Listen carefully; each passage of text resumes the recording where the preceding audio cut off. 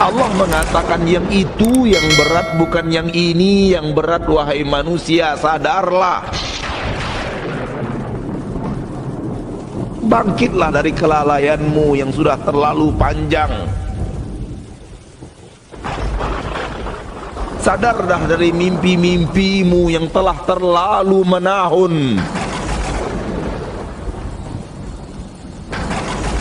Yang berat itu hari akhir, bukan dunia. Yang berat itu apa yang akan kita lalui di padang mahsyar, bukan yang kita lalui di permukaan bumi.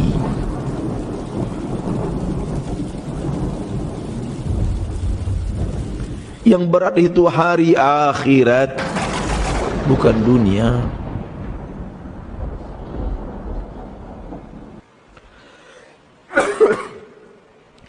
Untuk berhadapan dengan hari yang teramat berat, antum tahu bahwa tubuh antum ini tak selemah sekarang Allah buat nanti di akhirat. Allah akan buat tubuh yang jauh lebih kekar, yang jauh lebih kuat, yang jauh lebih kokoh daripada yang sekarang.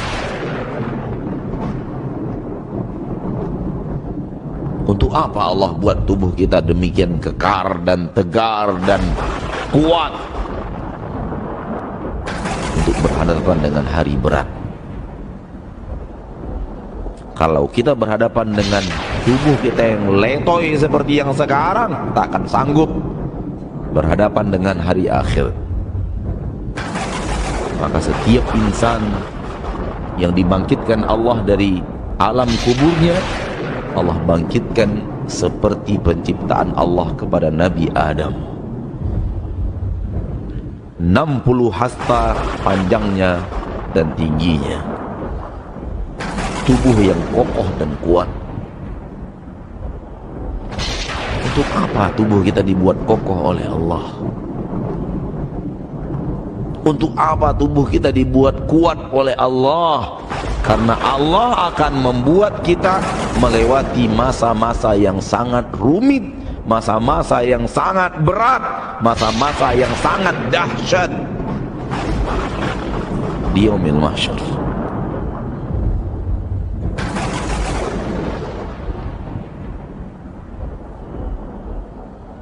Awal saja dibangkitkan Allah dari dalam kubur, Allah suruh menunggu, berdiri di tempat menunggu. Dan orang yang berdiri saja di tempat menunggu, tak melakukan apa-apa, butuh tenaga ekstra. Sesuatu yang di belakang mereka artinya datangnya nanti, tak sekarang.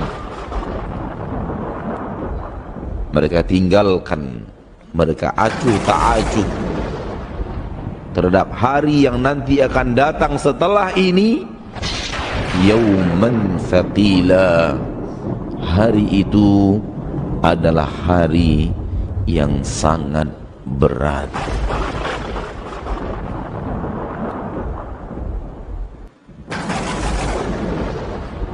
Hari itu adalah hari yang sangat berat.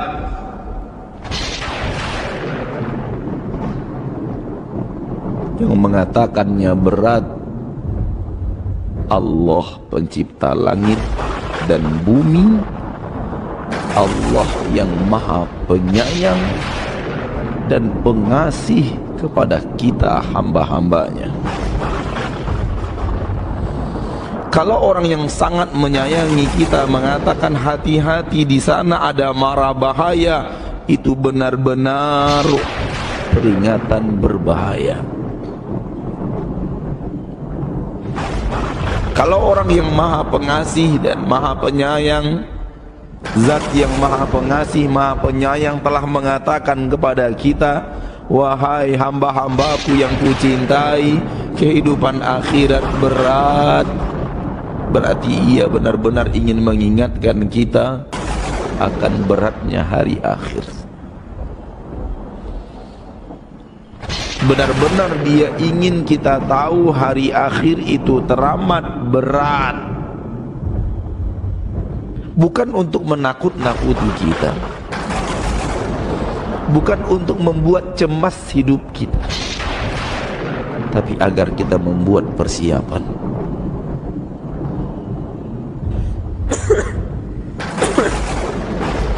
Setelah terlalu letih menunggu, menanti hari berhisab, manusia tak tahan, lalu datang kepada para nabi dan para rasul. Dimulai dari nabi pertama di permukaan bumi bernama Adam, ayah seluruh manusia. Semua manusia ini anaknya Adam alaihissalam. Oleh karena itu Allah memanggil kita dengan ya bani Adam, wahai anak-anak Adam. Semua kita berasal dari Nabi Adam alaihissalam. Kalau dirunut nasab kita, orang Indonesia, orang Saudi, orang Emirat Arab, orang Bahrain, orang Malaysia, orang Pakistan, termasuk orang-orang kafir sana, nasabnya kepada Nabi Adam alaihissalam.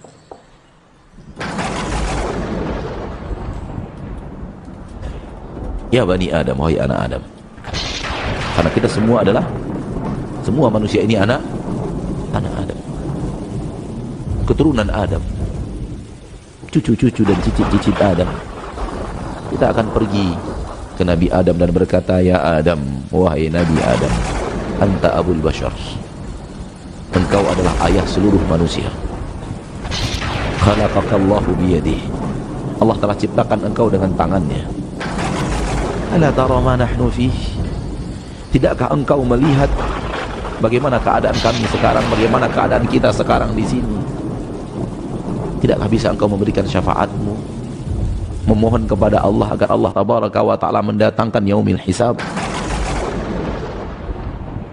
Karena sudah tidak tahan lagi menanti 300 tahun. Siapa yang tahan menanti 300 tahun? Berdiri tanpa duduk, berpanas-panas. Kata Nabi Adam alaihissalam, aku tak bisa untuk itu. Aku tak punya kemampuan untuk itu. Yang kalian minta dariku terlalu berat. Datang kepada Allah, menghadap Allah, minta sesuatu kepada Allah di hari yang seperti ini, bukan aku orangnya. Aku dulu pernah hidup melanggar aturan Allah. Berapa kali Nabi Adam melanggar aturan Allah? Hanya sekali. Hanya sekali. Ketika dia memakan buah di surga yang tak boleh dia makan, dia ada mengatakan, aku tak bisa. Aku pernah melanggar aturan Allah. Kalau Nabi Adam seperti itu di akhirat, apa nasib kita? Kalau Nabi Adam menyesali satu kesalahannya, satu dosanya, bagaimana gerangan penyesalan kita kelak di akhirat? Berapa kesalahan yang sudah kita ukir dalam hidup? Berapa pelanggaran-pelanggaran aturan Allah yang telah kita lakukan dalam hidup? Masih akan ditambah? Yang ada sudah terlalu banyak. Nabi Adam hanya satu kesalahan, saudaraku. Hanya satu kesalahan. Dan dia mengatakan, nafsi, nafsi, semoga aku selamat, semoga aku selamat. Bagaimana dengan kita kelak? Mata yang telah banyak berbuat maksiat, pelanggaran kepada aturan Allah. Lisan pun demikian, pendengaran pun demikian, tangan pun demikian, kaki pun demikian. Kalaulah dalam hidup kita hanya satu kesalahan mata, satu kesalahan lisan, satu kesalahan telinga, satu kesalahan tangan, satu kesalahan kaki, satu kesalahan kemaluan, cukuplah itu untuk membuat kita menyesal dengan penyesalan panjang di yaumil mahsyar. Lalu bagaimana dengan kita yang sekarang dan dosa-dosa kita yang sekarang? Hari teramat berat. Pindah kepada Nabi Nuh, manusia meminta yang sama. Wahai Nuh, Engkau Rasul Allah yang pertama kali diutus ke permukaan bumi. Tidakkah engkau lihat bagaimana keadaan kita sekarang, keadaan kami sekarang di sini? Tidakkah engkau berbaik hati meminta kepada Allah agar Allah tabaraka wa ta'ala datang untuk menghisab kita dan menyelesaikan huru-hara padang mahsyar? Kata Nabi Nuh, bukan aku orang, aku tak layak untuk tugas mulia itu. Datang lagi kepada Nabi Musa alaihi salam, kepada Nabi Ibrahim alaihi salam, kepada Nabi Isa alaihi salam. Semua mereka mengatakan, aku tak bisa, aku tak mampu untuk itu. Nabi Ibrahim mengatakan, aku tak bisa untuk itu, tak mampu untuk tugas yang kalian minta, untuk pekerjaan yang kalian minta. Bukan aku orang. Seumur hidupku aku pernah berdusta 3 kali, kata Nabi Ibrahim. Seumur hidup aku pernah melanggar aturan Allah, berdusta 3 kali banyaknya. Nafsi, nafsi, semoga diriku selamat dari murka Allah, semoga diriku selamat dari murka Allah. Itu hanya berdusta 3 kali. Nabi Ibrahim takut dengan murka ilahi. Lalu bagaimana dengan lisan kita yang sudah berapa kali berdusta? Sehari berapa kali berdusta? Jangan kata seumur hidup. Nabi Ibrahim mengatakan, seumur hidup saya berdusta 3 kali. Itu pun dia takutkan dan dia khawatirkan hidupnya. Dia khawatirkan kehancurannya di padang mahsyar, di akhirat. Dan Nabi Ibrahim tidak akan hancur, karena dia telah dijanjikan surga oleh Allah. Namun ketakutannya atas dosa yang pernah dia lakukan kepada Allah yang maha perkasa, maha adil, maha bijaksana, itu yang membuat dia tetap khawatir di padang mahsyar.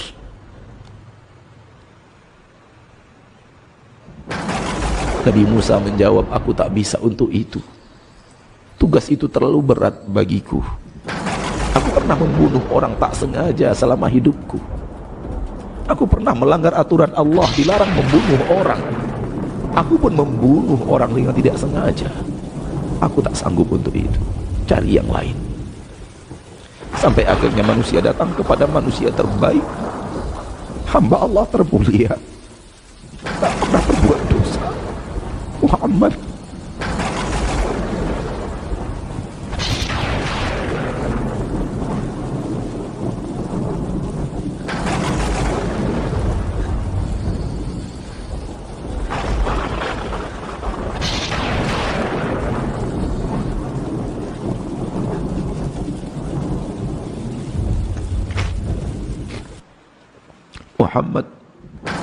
Muhammadlah orangnya,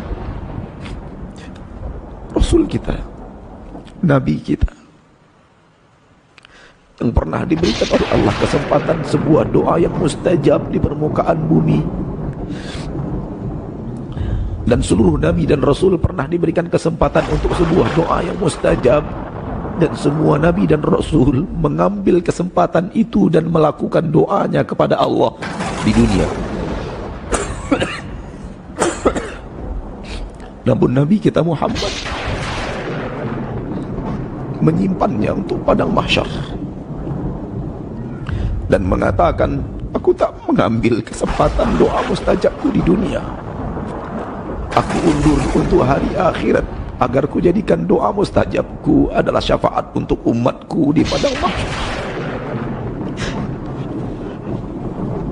Ya akhi, Nabi menyayangi Anda, namun Anda tidak pernah cinta yang serius kepada Nabi Anda.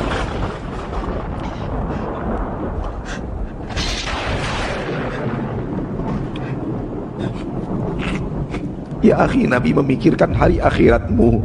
Kenapa engkau tidak memikirkan hari akhiratmu dengan serius?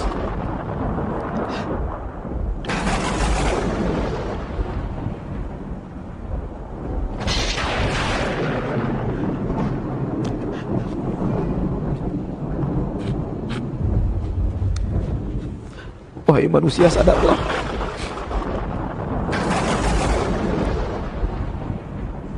Bangkitlah dari kelalaian yang teramat panjang. Nabi tahu akan beratnya akhirat, dan kesempatan doa mustajabnya dia undur untuk hari akhirat demi Anda umatnya.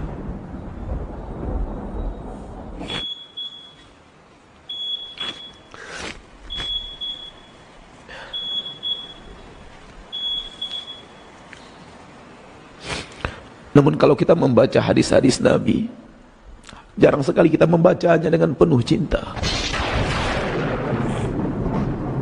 Kalau kita mendengar nama Nabi disebut, jarang sekali kita bersalawat penuh cinta. Salawat kita mayoritas salawat bibir. Kalau orang benar-benar cinta kepada Nabinya, tercinta, mustahil dia melanggar aturan-aturan Nabi. Tapi karena cinta yang sudah teramat tipis, karena cinta yang sudah teramat lemah, tidak membuat kita bersemangat untuk mempelajari agama Nabi, untuk mengikuti sunnah Nabi, mengikuti aturan Nabi. Semoga Allah ampuni kita dan kelalaian kita. Semoga Allah sayangi kita di akhirat. Kalau Allah tidak sayangi kita di akhirat, kita akan hancur dan binasa.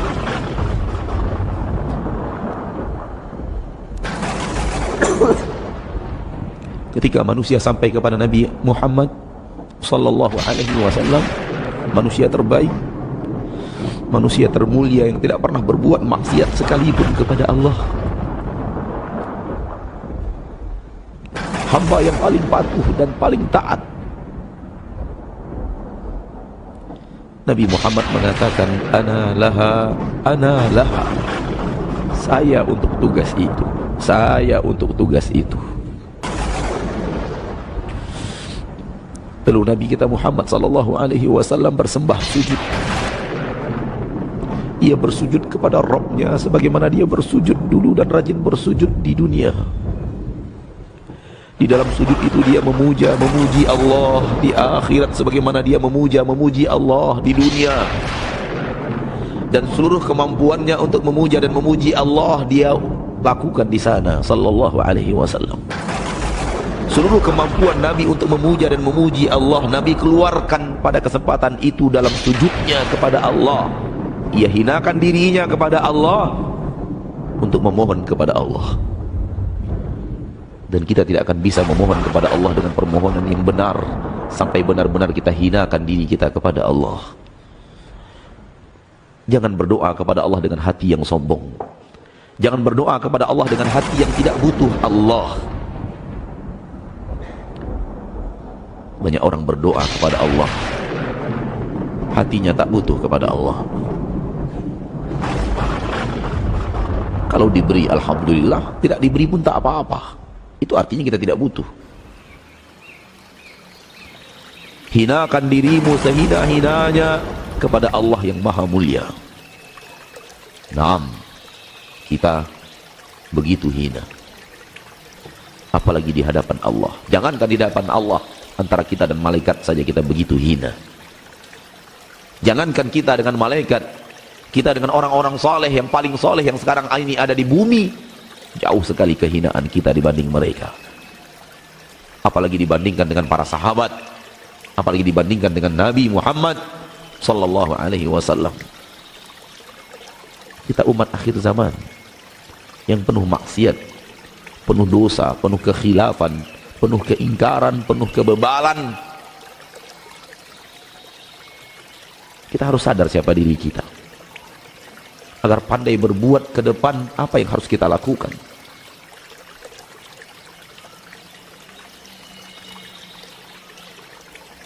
Dan masa-masa lalu yang sangat suram itu bisa dihapuskan dengan taubat. Masa-masa lalu yang suram itu bisa untuk nanti di yaumil hisab timbangannya begitu ringan. Ada dia dalam timbangan tapi begitu ringan timbangannya itu nanti, sehingga dikalahkan oleh catatan amal saleh yang berat. Bagaimana caranya? Taubat. Benar-benar serius meninggalkan maksiat, benar-benar serius menyesali maksiat dan benar-benar serius bertekad bulat tak mau lagi melakukan itu. Dengan itu dosa-dosamu wahai manusia ada nanti diletakkan di timbangan mahsyar, tapi tak berat karena efek maksiatnya itu telah diampuni Allah tabaraka wa taala.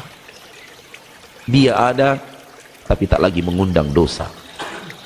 Maksiat itu ada tapi tidak lagi memberatkan timbangan yaumil mahsyar karena sudah diampuni oleh Allah dan diterima munajatmu kepada Rabbmu agar dia mengampuninya dengan taubatmu yang nasuha.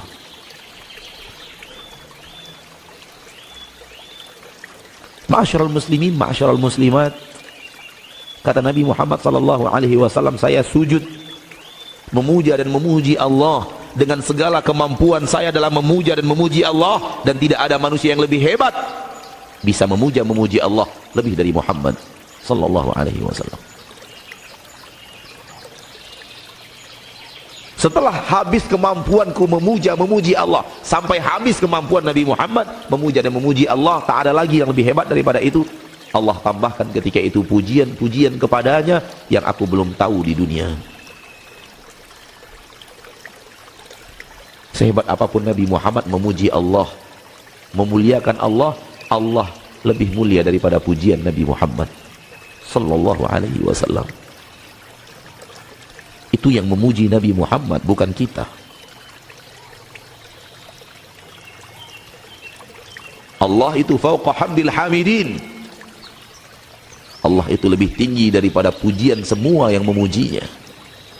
Kumpulkan semua pujian manusia kepada Allah dari Nabi Adam sampai Nabi Muhammad, Allah lebih mulia daripada pujian itu.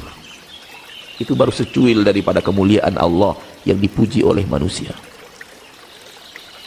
Bagaimana tidak? Allah itu maha segala-galanya, maha pengasih, maha penyayang, maha pengampun, maha sabar.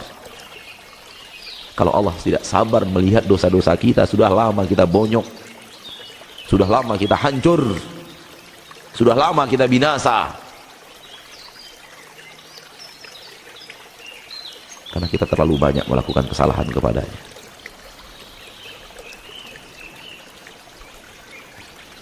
Setelah memuji Allah dengan segala kemampuan Nabi dan ditambahkan dengan pujian-pujian yang hanya ketika itu Allah berikan kepada Nabi sallallahu alaihi wasallam, terdengar Allah berbicara dan kita mendengar. Kita ada di sana ketika itu, saya di situ ketika itu, Anda di situ ketika itu, kita semua di situ ketika itu. Irfa' ra'sak wasal tu'ta washfa' tushaffa'. Angkat kepalamu hai Muhammad, sebutkan permintaanmu akan dikabulkan, berikan syafaatmu, engkau telah diberikan kesempatan untuk memberikan syafaat. Inilah dia syafaatul uzma, syafaat terbesar hanya untuk satu orang manusia, yaitu Nabi kita Muhammad sallallahu alaihi wasallam. Syafaat yang Nabi Adam tak bisa melakukannya, Nabi Ibrahim belum level untuk melakukannya, Nabi Musa belum cukup untuk melakukan syafaat itu,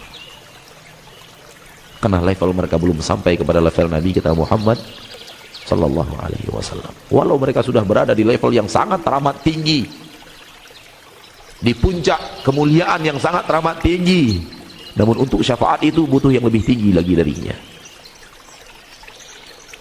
Butuh orang-orang yang benar-benar ikhlas luar biasa, seikhlas Nabi Muhammad sallallahu alaihi wasallam datang ke kota Taif untuk mendakwahkan Islam, mengajak manusia keluar dari neraka masuk ke dalam surga.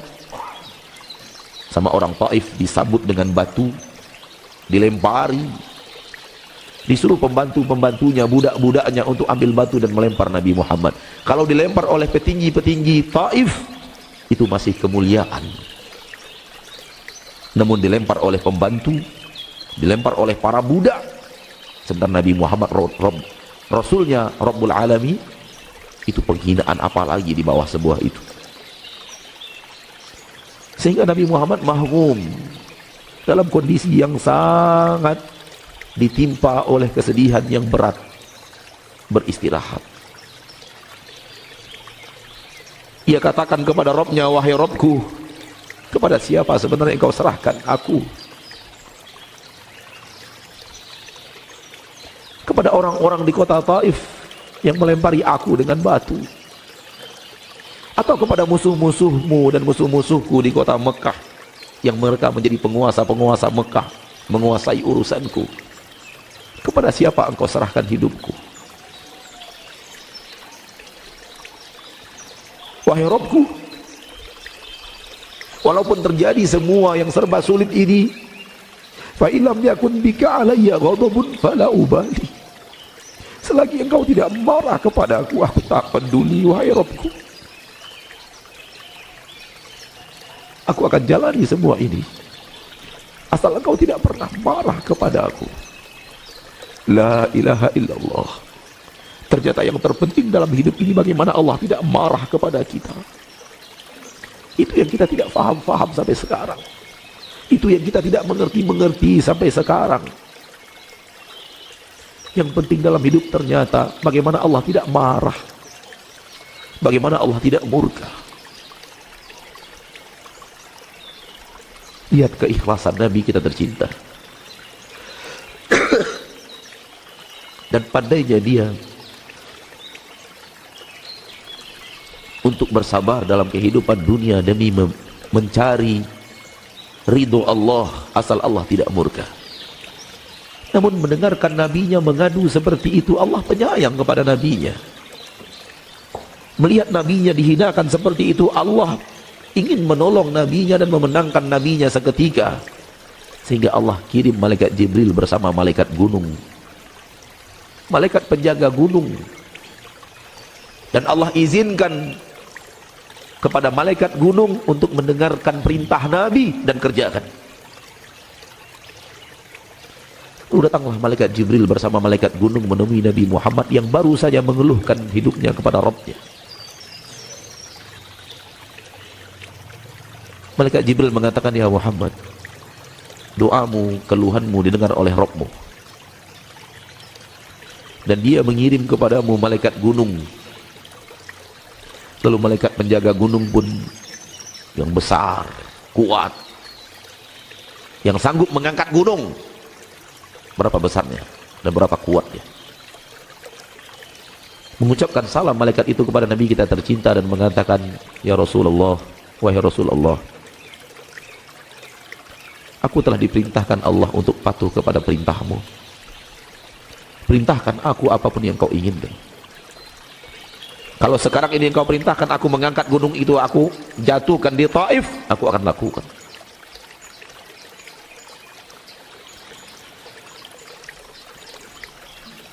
Tahu apa jawaban Rasul kita? Manusia yang paling pandai menghambakan diri kepada Allah, paling penyayang kepada manusia. Jangan lakukan itu. Kaumku hanya tidak tahu. La ilaha illallah. Begitu penghinaan mereka kepada Nabi. Nabi tidak mau membalasnya. Keikhlasan apa ini? Kapan kita akan sampai kepada hati yang tulus dan ikhlas, yang tidak ingin membalas keburukan orang dengan keburukan? Kita hidup terlalu egois karena tak pandai menghambakan diri kita kepada Allah.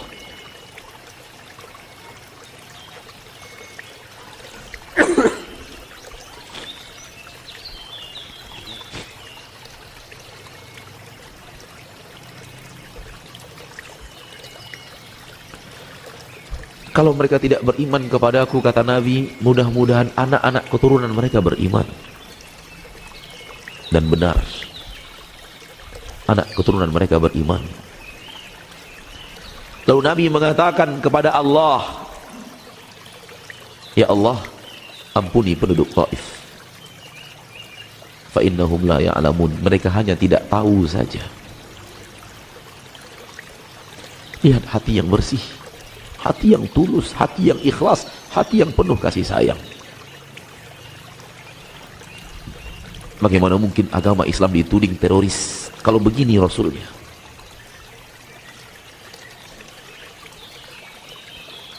Bagaimana mungkin mulut orang-orang yang tidak beradab dan berakhlak itu mengatakan Nabi Muhammad haus darah? Ini realita kehidupan beliau.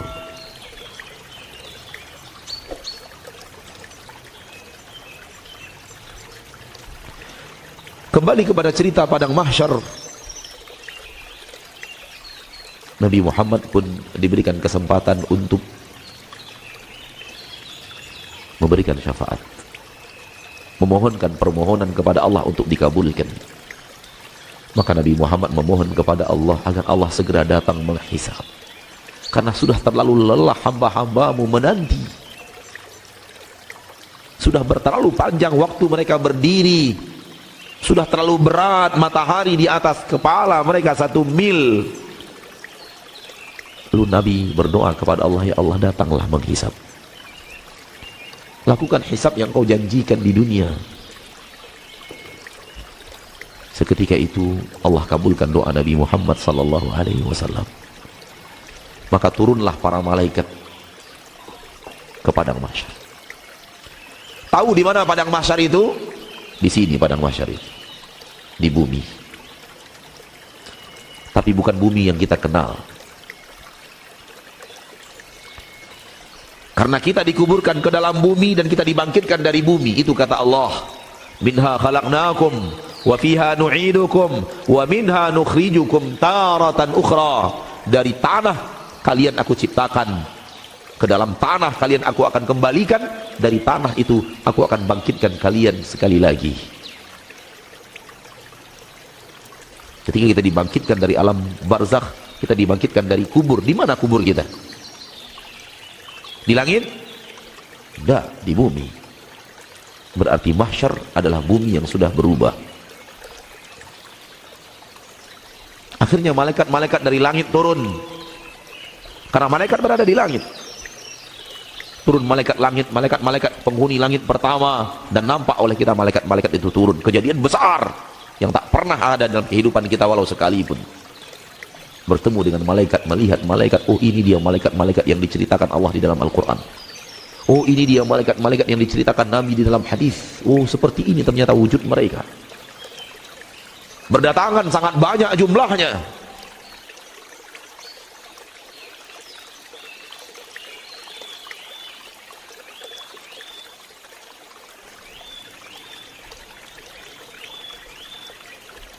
Malaikat-malaikat langit pertama turun.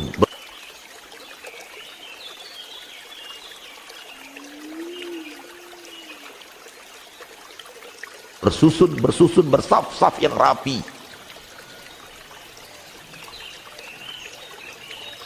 Karena Allah mencintai hambanya yang bersaf-saf. Baik bersaf-saf salat atau bersaf-safnya jihad. Saling berpadu satu antara yang lainnya, saling menyatu satu dan yang lainnya, saling bergandengan satu yang lainnya, tanpa iri dengki, tanpa saling menghancurkan dan membinasakan. Namun pangkat dan jabatan, harta dan segala kenikmatannya telah membuat kita ingin menghancurkan saudara kita sendiri demi kenikmatan kita pribadi. Semua itu karena kita tidak faham dan tak mengerti. Datang malaikat langit kedua, turun bersaf-saf, ketiga, keempat, kelima, keenam, ketujuh, malaikatul muqarrabin, dan nampak oleh kita malaikat-malaikat itu pada turun. Karena di sana tak ada lagi yang namanya gaib. Gaib hanya ada di dunia, agar kita percaya. Kalau sudah Allah yang berbicara, apakah mungkin kita lagi untuk tidak percaya? Nggak mungkin. Akan tetapi masih ada manusia tak percaya dengan apa yang Allah katakan di dalam Al-Quran. Yang berbicara Allah tetap dia tidak percaya. Namun kalau yang berbicara presiden langsung percaya. Kalau yang berbicara presiden langsung iya. Tapi kalau yang berbicara Allah, nah, mikir-mikir dulu saya. Ya, Anda tidak berakhlak kepada Rabb Anda sendiri.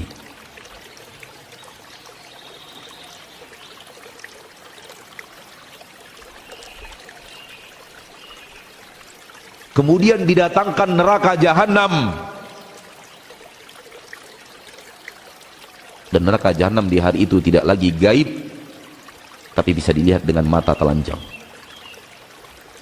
Yang selama ini melihat neraka jahanam hanyalah basirah, mata yang ada di dalam dada. Tidak keadaannya nanti di yaumil mahsyar. Semua manusia beriman yang bisa melihat neraka dengan hatinya sekarang di dunia, sehingga takut berbuat maksiat karena ingat neraka. Takut mengambil uang 1 miliar karena ingat neraka. Takut mengambil dompet orang yang jatuh karena ingat neraka. Berarti dia selalu melihat neraka dalam hidupnya. Selalu salat karena ingat surga. Jujur karena ingat surga. Amanah karena ingat surga. Berarti dia setiap hari melihat surga, tapi dengan penglihatan hati, penglihatan iman, adanya di dalam dada, letaknya di dalam kalbu.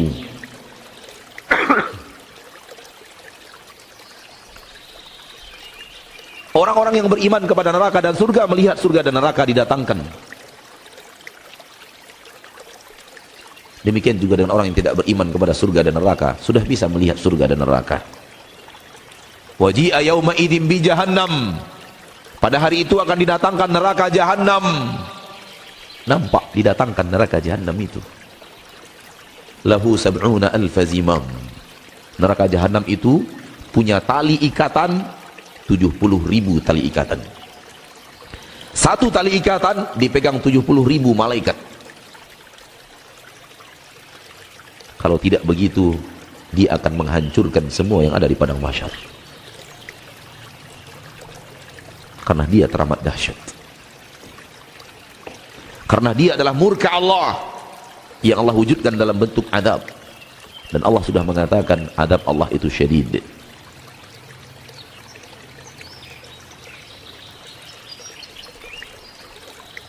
Sehingga nyali kita makin ciut. Kenapa? Itu dia jahannam. Yang dulu dikatakan Allah, yang dulu disampaikan Rasulullah, namun kita tak peduli. Sehingga kita berani melakukan maksiat, padahal hati kita tahu kita diancam neraka dengan maksiat itu. Semua orang muslim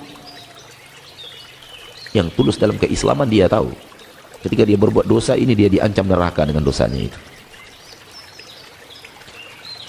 Namun karena tak nampak oleh mata di kepala, cuek.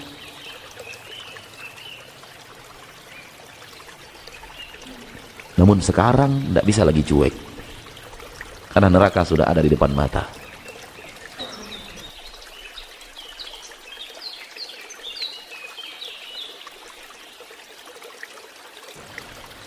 Ya Allah, betapa pedihnya rasanya hati ketika itu. Neraka sudah ada, apinya bergojolak luar biasa, azab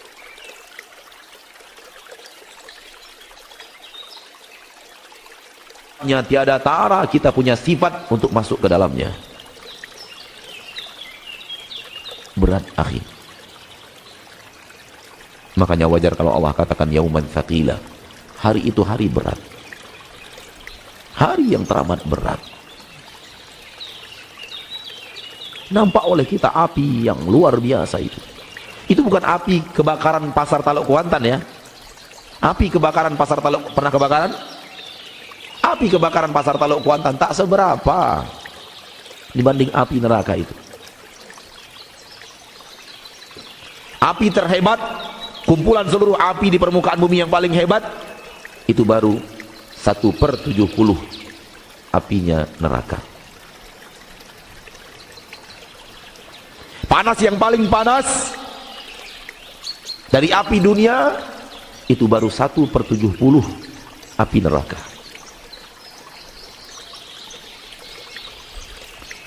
Pernah melihat bunga api, kembang api yang kecil-kecil? Itu besarnya hanya sebesar ujung jarum, betul? Di neraka bunga apinya sebesar istana.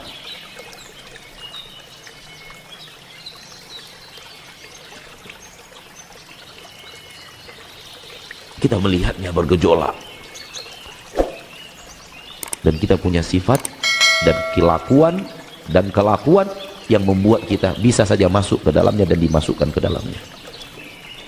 Apa enggak takut?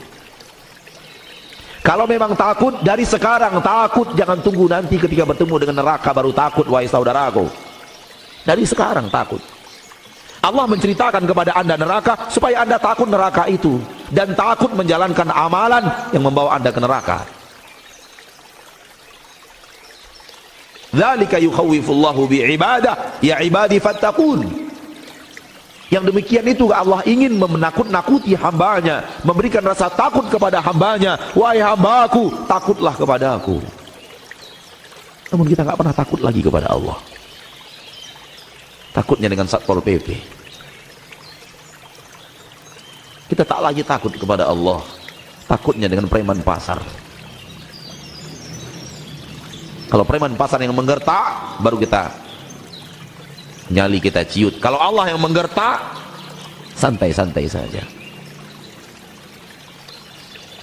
Kalau kita diancam polisi, baru takut. Kalau diancam Rabbul Alamin, pencipta langit dan bumi, tak takut-takut. Buktinya perempuan sekarang masih tetap buka aurat. Itu tanda dia tidak takut kepada Allah. Memang ke masjid dia tutup auratnya, tapi begitu di rumah dia buka auratnya. Menjemur pakaian keluar rumah, dia buka auratnya. Duduk di depan teras rumah, dia buka auratnya. Datang tamu ke dalam rumah, menyambutnya di dalam rumah, dia buka auratnya. Itu tanda dia tidak takut lagi kepada Allah.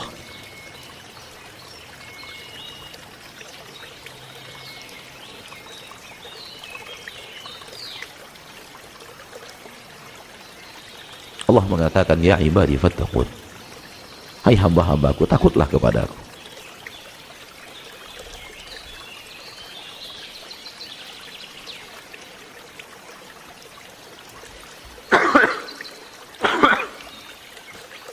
Kemudian Allah datang. Wa jaa'a rabbuk, dalam surat Al-Fajr. Wa jaa'a rabbuka wal malaikatu saffan saffa. Dan datang Rabbmu, malaikat ketika itu sudah bersusun rapi, bersaf-saf. Waji'a yauma idzin bi jahannam.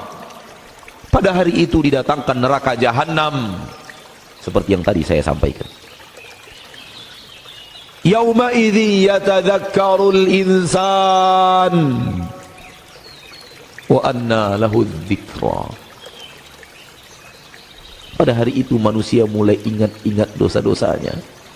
Apalagi guna ingat untuk hari itu. Tak ada guna ingat dosa di hari itu, saudaraku.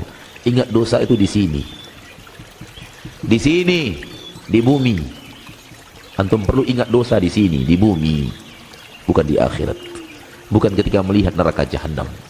Kalau ingat dosanya, takut dengan dosa, ingin taubat dari dosa, kalau sudah melihat neraka Jahannam, tak ada gunanya. Tak ada gunanya. Wa anna lahu dzikra. Apa untungnya bagi dia mengingat-ingat dosanya ketika itu?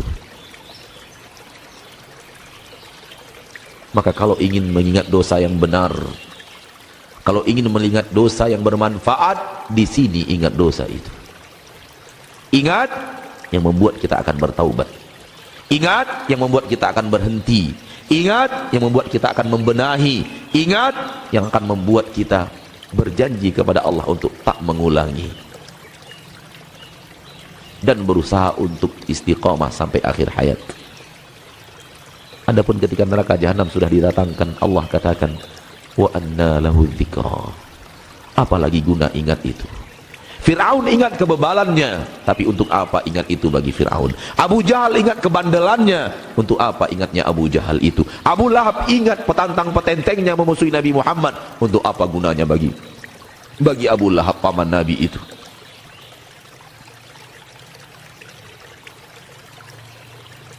Demikian juga dengan para koruptor Indonesia. Baru ingat dosa korupsi, untuk apa lagi ingat? Demikian para pemabuk, pemasok ganja dan narkoba, baru ingat, untuk apa lagi ingat? Tak ada gunanya. Demikian juga para penikmat film porno, pezina, baru ingat di sana, untuk apa ingat di sana? Tak ada gunanya. Ingat itu di sini, di bumi. Lalu lakukan munajat, permohonan ampun kepada Allah, dan lakukan taubatan nasuha, baru bermanfaat. Allah ingatkan supaya kita ingat, Allah sampaikan supaya kita reaksi. Bereaksi di permukaan bumi, bukan menunggu masa reaksi nanti di padang mahsyar.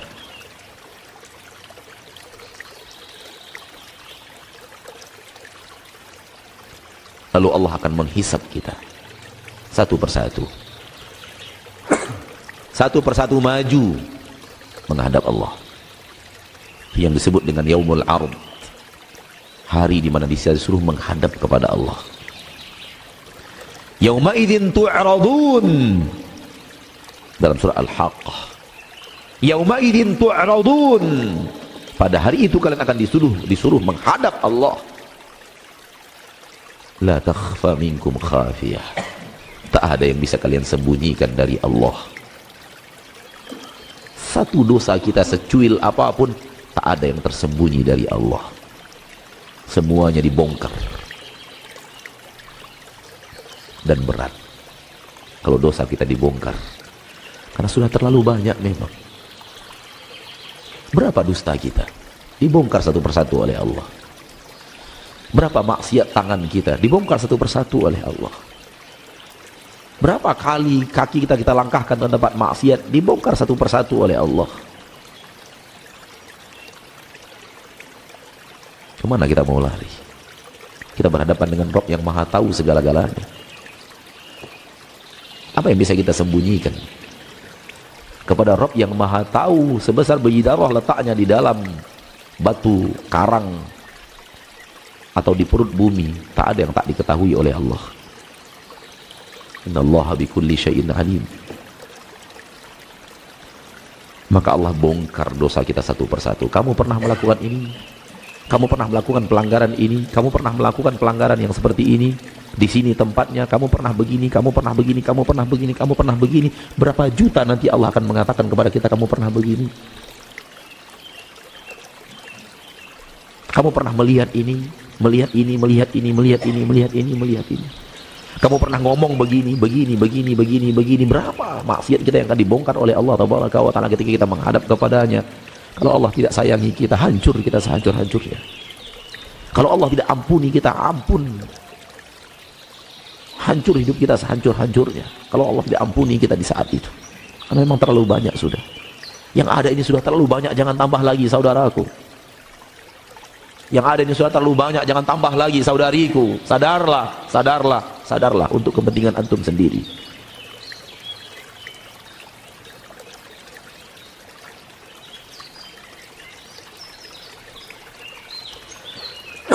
Kemudian akan ditimbang amalan-amalan itu. Akan didatangkan timbangan padang mahsyar. Dan timbangan padang mahsyar itu hak. Diletakkan di atasnya amal saleh, diletakkan di atasnya amal maksiat. Mana yang lebih berat?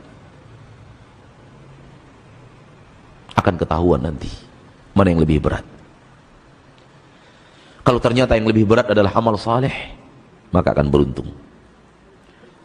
Tapi bagaimana kalau yang lebih berat adalah ternyata bukan amal saleh?